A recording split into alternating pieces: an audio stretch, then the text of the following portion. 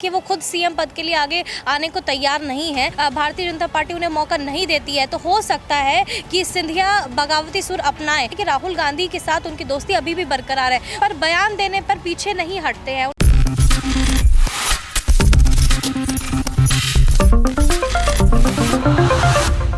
नमस्कार, मैं प्रांशी राठौर और आप देख रहे हैं नेक्स्ट 9 न्यूज़। एक बार फिर से स्वागत है हमारे स्पेशल प्रोग्राम आमने सामने में, जिसमें हम चर्चा करेंगे मध्य प्रदेश की सियासत के बारे में। हमारे साथ मौजूद हैं हमारी सहयोगी मानसी, जिनसे हम राय लेना चाहेंगे मध्य प्रदेश की सियासत के बारे में, आखिरकार उनका क्या कुछ कहना है। जैसा कि मानसी आप भी जानती हैं कि इस साल के अंत में मध्य प्रदेश में भी विधानसभा चुनाव होने हैं। तकरीबन नवंबर के महीने में ये चुनाव हो सकते हैं। तो बीजेपी की तरफ से यहाँ पर यही दावे किए जा रहे हैं कि मौजूदा मुख्यमंत्री शिवराज सिंह चौहान को आगे किया जाएगा सीएम पद की दावेदारी के लिए एक बार फिर से, या फिर प्रदेश अध्यक्ष बीडी शर्मा को। लेकिन दूसरी तरफ यहाँ पर मांग ये उठ रही है, कांग्रेस खेमे से आए हुए जो युवा नेता एक तरीके से कहे जाते हैं ज्योतिरादित्य सिंधिया, राजघराने से ताल्लुक रखते हैं, उनका एक अलग ही बोलबाला है मध्य प्रदेश में। तो ज्योतिरादित्य सिंधिया एक ऐसी कड़ी कहे जाते हैं जो बीजेपी में रहे बीजेपी को जीत दिलाई, कांग्रेस में रहे तो कांग्रेस को जीत दिलाई, और आज वही ज्योतिरादित्य सिंधिया बीजेपी के लिए एक बड़ी मुसीबत बनते हुए दिखाई दे रहे हैं। तो आज यहाँ पर सबसे बड़ा और अहम सवाल तो यही है, क्या सिंधिया को भविष्य में कभी सीएम बनते हुए देखा जा सकता है? देखिए, मुझे ऐसा लगता है कि भारतीय जनता पार्टी को सिंधिया को एक मौका जरूर देना चाहिए, क्योंकि जिस तरीके की पैठ अभी ज्योतिरादित्य सिंधिया बनाते हुए नजर आ रहे हैं जनता के बीच, मध्य प्रदेश की जनता में, तो वो कहीं ना कहीं साफ तौर पर दर्शा रहा है कि ज्योतिरादित्य को अगर सीएम पद का चेहरा बनाया जाता है तो वो कहीं ना कहीं आगे बढ़कर जनता के मुद्दे उठाने में, उनको कनेक्ट करने में बहुत हद तक सफल हो पाएंगे। क्योंकि हमने देखा है कि वो किस तरीके से ज़मीनी स्तर पर निकल करके लोगों से मिलते हैं, उनसे मुलाकात करते हैं, उनसे समस्याएं जानते हैं।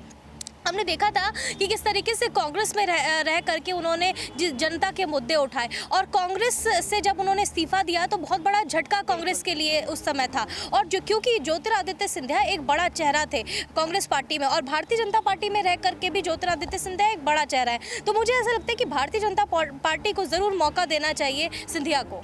लेकिन यहाँ पर जो खबरें सामने आई उन पर रुख किया जाए मानसी, तो ग्वालियर चंबल संभाग एक तरीके से गढ़ है सिंधिया का।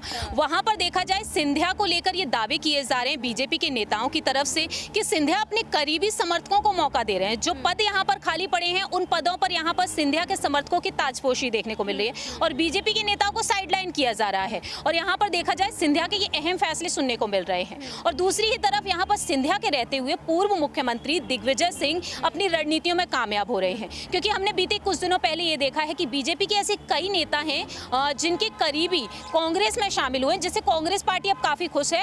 और यहाँ पर कांग्रेस का यही मानना है कि सिंधिया यहाँ पर एक बड़ी चुनौती है, सिंधिया की बदौलत अब यहाँ पर उन्हें मंत्री मिल रहे हैं।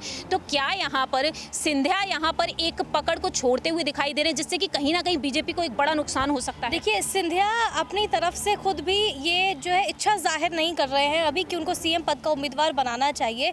उसका एक कारण ये भी है क्योंकि वो अपने जो सहयोगी हैं, जो उनके साथ नेता हैं, उनका समर्थन करते हुए नजर आ रहे हैं। लेकिन मुख्यमंत्री के पद की अगर बात की जाए तो मुझे ऐसा लगता है कि सिंधिया को जरूर आगे आकर के अपनी इच्छा जाहिर करनी चाहिए। हमने देखा है कि दिग्विजय सिंह किस तरीके से हमलावर होते हुए नजर आ रहे हैं सिंधिया पर, और दिग्विजय सिंह को हम हल्के में नहीं आंक सकते हैं। दिग्विजय सिंह जो है वो उनका अच्छा खासा बोलबाला मध्य प्रदेश में देखने को मिलता है। वो पूर्व मुख्यमंत्री रहे हैं वहाँ के, तो लगातार जनता का जो मुद्दे हैं उनको उठाने में भी दिग्विजय सिंह काफ़ी प्रमुखता से आगे बढ़ते हुए नजर आए हैं।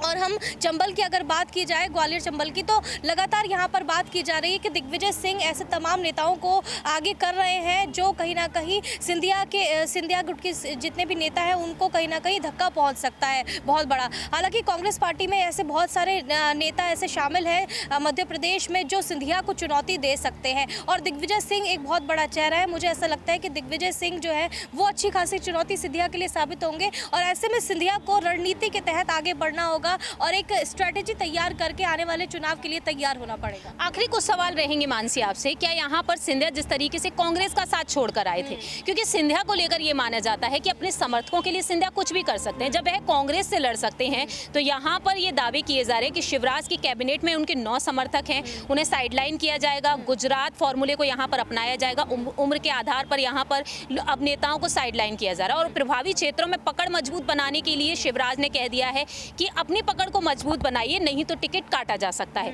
लेकिन राय यहाँ पर सिंधिया से जरूर ली जाएगी। तो क्या आपको लगता है कि सिंधिया के समर्थक वाकई में यहाँ पर आगे नहीं किए गए? तो क्या सिंधिया यहाँ से भी कहीं ना कहीं बगावती सुर दिखाते हुए नजर आ सकते हैं? देखिए, इसके चांसेस मुझे थोड़े कम नज़र आ रहे हैं, क्योंकि हमने देखा है, जैसे मैंने पहले भी जिक्र किया, कि वो खुद सीएम पद के लिए आगे आने को तैयार नहीं है। लेकिन हाँ, उनको इच्छा ज़रूर जाहिर करनी चाहिए। रही बात उनके जो समर्थक में जितने भी नेता हैं उनको आगे आने की, अगर भारतीय जनता पार्टी उन्हें मौका नहीं देती है तो हो सकता है कि सिंधिया बगावती सुर अपनाएं। क्योंकि कांग्रेस में अभी हमने देखा है कि वो बयानबाजी तो करते हैं, लेकिन कांग्रेस पार्टी और राहुल गांधी के साथ उनकी जिस तरीके की दोस्ती हमेशा से सामने आती हुई नजर आती है, वो कहीं ना कहीं ये दर्शाती है कि राहुल गांधी के साथ उनकी दोस्ती अभी भी बरकरार है। वो राहुल गांधी के साथ दोस्ती करने में उनके पर बयान देने पर पीछे नहीं हटते हैं। उन्होंने कहा कि दोस्ती नहीं है, दुश्मनी भी नहीं है, ये बात उन्होंने कही। तो कहीं ना कहीं इन अटकलों पर कहा जा सकता है कि हो सकता है कांग्रेस में शामिल हो जाए। आखिरी छोटा सा सवाल मानसी, क्या वाकई में यहाँ पर सिंधिया जैसे कांग्रेस छोड़कर आए थे, क्या बीजेपी से भी उनका रुख बदलता हुआ नजर आ सकता है? बिल्कुल, बीजेपी की तरफ से उनका रुख जो है वो बदल सकता है। लेकिन अभी हाल ही में हमने देखा है कि ज्योतिरादित्य सिंधिया की तरफ से जिस तरीके की बयानबाजी सामने आई है,